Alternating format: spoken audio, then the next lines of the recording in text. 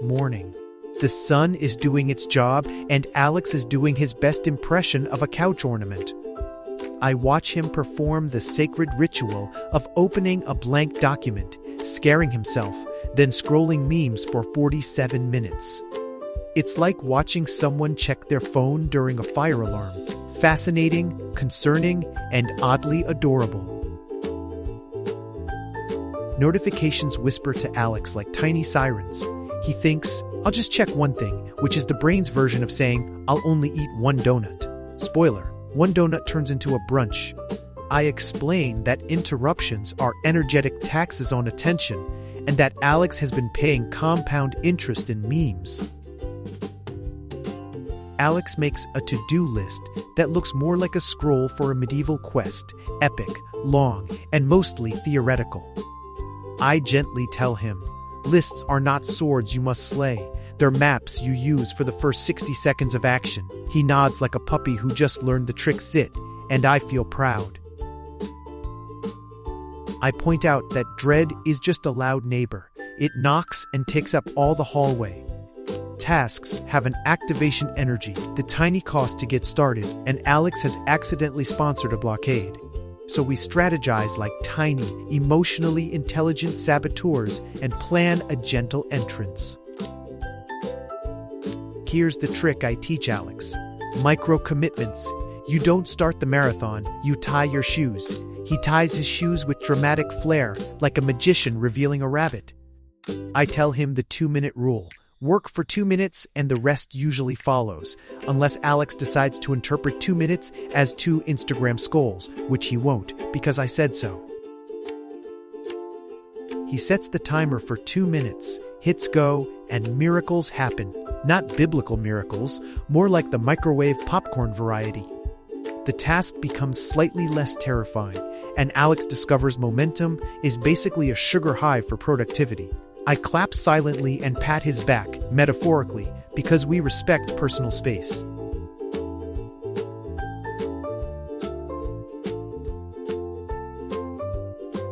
We test the 2-minute rule on something boring, responding to an email that screams, "This could take forever." Alex whispers to it like it's a dragon and opens it for 2 minutes. 2 minutes later, he is halfway done and slightly bewildered by his own competence, which I call a classic Alex moment. I teach Alex to stack micro-commitments, tiny tasks piled like pancakes. Do 5 minutes of writing, then make 1 sentence, then stand up, then drink water. He stacks them, takes a bite, and realizes pancakes are delicious. I'm thrilled because his brain prefers pancakes to tax forms. Temptation bundling is basically bribing your future self with fun. Alex only allows his favorite podcast when editing, turning a dull chore into a tiny party. He nods sage-like as if he discovered fire, and I secretly add this to his life hacks that actually works file. We make a progress bar for his project because humans love filling shapes almost as much as they love snacks. He colors in a third of the bar and acts as if he discovered a secret level in life. I tell him to celebrate tiny fills, stickers, dances, or a dignified eyebrow raise, whatever fuels his engine. We test what works and then repeat it like a scientist who likes snacks. Alex finds a combo of 10-minute sprints and rewards that actually gets him to the finish line. He raises an imaginary trophy, and I give a slow, approving nod, the kind you only award to tiny, consistent miracles. Celebration is a short circuit around avoidance. Alex uses micro-celebrations, stand up, stretch, high-five the air, or make a ridiculous face. I recommend the ridiculous face daily because it has a 100% success rate of making him laugh, and laughter is surprisingly productive.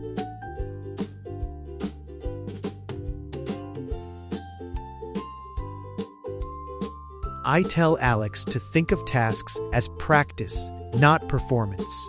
Suddenly, the pressure drops like someone opened a window in a crowded elevator. He practices and makes glorious micro-mistakes, which I cheer for because mistakes are where learning hides wearing a silly hat. We reframe "I have to" into "I'm curious about." Alex transforms a boring spreadsheet by asking, "What pattern will I find?" He leans in like a detective in a raincoat, and suddenly, a spreadsheet is less like quicksand and more like a mystery novel with spreadsheets. I coach Alex to try identity-based reframing. Instead of "I need to write," he says, "I'm the kind of person who writes." It sounds subtle until you realize identity is the internal GPS for behavior.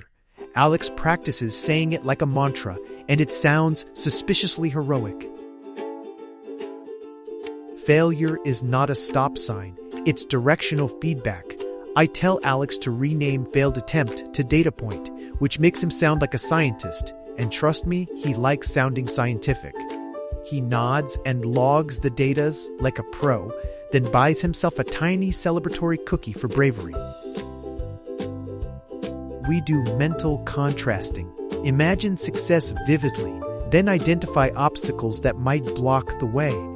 Alex visualizes the finished project like an Oscar acceptance speech, then spots the actual issue, his habit of checking his phone. He laughs because it's both predictable and fixable.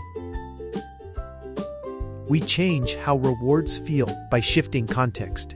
Making a task slightly more exciting makes the reward shine.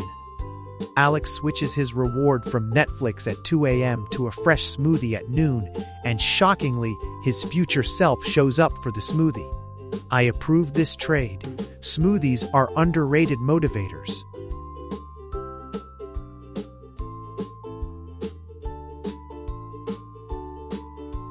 We start by removing temptations, which is just pretending you don't own a cookie jar. I watch Alex relocate his phone to the other room like it's a stray dog he doesn't want to adopt. The reduced friction makes starting a task feel less like heroism and more like common sense.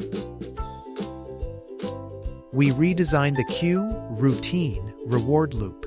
Cue, a tidy desk, routine. 10 focused minutes, reward, a tiny walk. Alex makes the desk a sacred zone and treats it like a command center. He sits and the world feels less chaotic, which is an underrated superpower. Sticky notes are not dead. They just need to be honest. Alex places a big sticky on the monitor that says, "Start, not perfect." It nagged him like a gentle coach and somehow felt nicer than shame. I find this deeply satisfying, like cleaning a whiteboard with the right eraser. We expand temptation bundling. Only get to play your favorite game after finishing a chapter.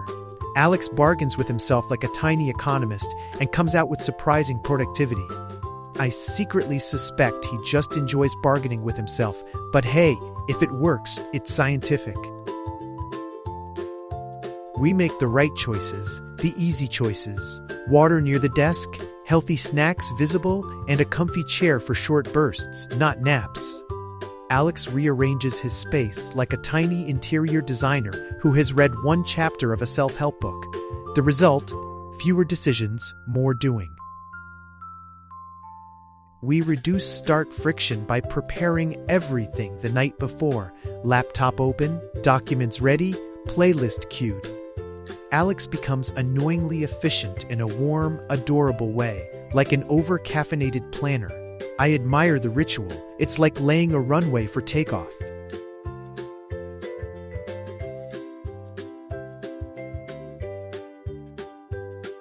Implementation intentions are like tiny contracts with yourself. If X happens, then I will do Y. I help Alex craft one. If it's 9 a.m., then I'll write for 20 minutes. He says it like a promise, and I can tell his brain likes formalities. We time box and batch tasks so decisions don't multiply like rabbits. Alex dedicates blocks: morning creative work, afternoon admin, evening learning. He sticks to it like a person who finally found a thermostat for life, and the temperature is just right. Deadlines don't have to be dramatic. Make them tiny and frequent. Alex sets mini deadlines every 30 minutes, and they feel less like deadlines and more like tiny checkpoints. He meets them and acts like he's unlocked a series of small, delightful doors. Deciding in advance removes the spoiling effect of temptation.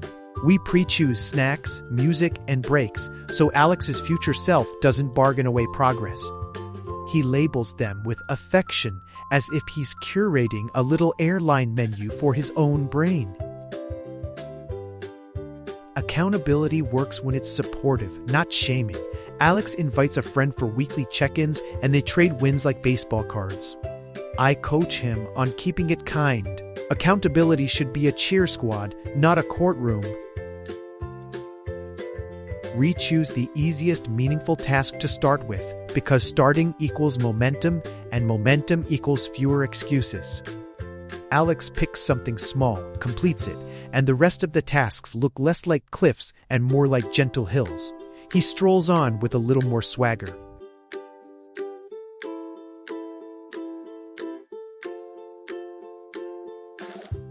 We introduce No 0 days. Days where you do just one small thing toward your goal. Alex commits to writing one sentence or reading one page, and suddenly, every day feels salvageable. He likes the idea of not letting a whole day go to zero. I like the concept because it frustrates perfectionism. We track streaks like a video game leaderboard. Alex colors in a calendar chain with glee, protecting the chain like a tiny dragon protects treasure. I explain that streaks build identity, one colored square at a time, and Alex provides dramatic protect, the calendar gestures. Celebrate like confetti is a dietary requirement. Alex celebrates finishing a task with a 3-second dance and a silly hat. It's low-cost, high-return joy, and I recommend it for mental health and for making the neighbors curious in a good way.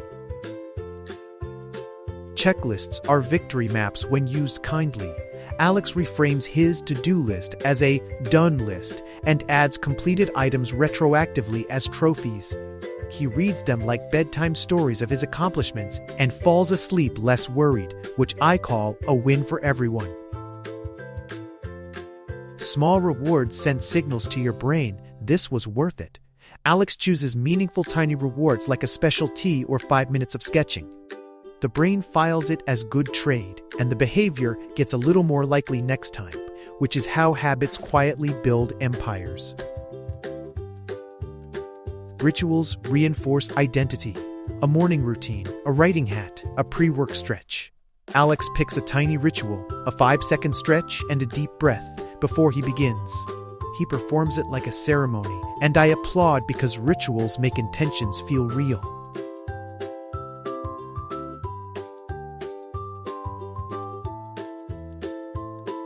We stack habits so they hitch a ride on existing routines. Brush teeth, open document, write one line, that's habit stacking magic. Alex links actions like paperclips, and suddenly, his day looks like a chain of productive little victories. I admire the simplicity and also his uncanny ability to make a chain out of tiny wins. We design systems to keep activation energy low. Apps open to the right document, clothes laid out, playlists ready. Alex preps like an athlete and learns to make starting almost automatic. I nod approvingly because while he's prepping, I feel the quiet joy of systems that do the heavy lifting. Small wins compound. 10 days of 2 minutes becomes a habit, then a ritual, then a part of identity. Alex watches his small victories stack and grins like someone who discovered compound interest for feelings. I suggest he invest his emotional capital wisely. Motivation will ebb, and that's okay. We build resilient routines that don't rely on perfect motivation. Alex learns to respect low-energy days by using micro-tasks and kind breaks, and I reassure him that being human is part of the plan, not a glitch. As habits stick, identity shifts. Alex moves from I try to I do, and his language catches up. I remind him that behavior changes slowly, and identity follows suit, like a well-trained shadow. He practices saying it aloud, sounding quieter but truer each time. We wrap up with a playbook, micro-commitments, environment design, implementation intentions, tiny rewards, and rituals. Alex files it like a treasure map, tucks it into his day, and begins to act with a little more joy and a little less dread. I give him the last piece of advice. Be curious, be kind, and sometimes wear a silly hat to celebrate.